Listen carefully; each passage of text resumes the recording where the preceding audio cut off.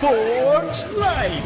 Samantala, bilang host nation, sasabak po sa kauna-unahang pagkakataon ng Alas Pilipinas sa FIVB Volleyball Men's World Championship 2025 kung saan makakaharap nito ang top African teams at powerhouse squad ng Iran sa Pool A.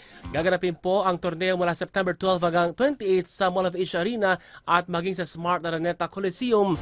Tampok ang 31 pinakamahusay na volleyball countries sa mundo. Pinangunahan po ng Italian World Championship coach o champion coach na si Angliolino Frihoni ang paghahanda ng koponan kasama po ang pangunahing manlalaro na sina Brian Bagunas at Merck Espejo na bumalik mula sa international training camps sa Romania, Morocco at Portugal. Habang nagbabalik naman mula sa injuries sina Bagunas at Espejo, umangat naman ang mga batang players gaya ni na Leo Orjales, Buds Bodin, Louis Ramirez, Peng Tagibolos, Jay Disquitado at Josh Ibanez para tulungan ang mga veteranong spikers ng bansa. Live po Alas Pilipinas na makakuha ng mahalagang karanasan laban sa world-class squads at makapagbigay ng makasaysayang laban sa harap ng home crowd.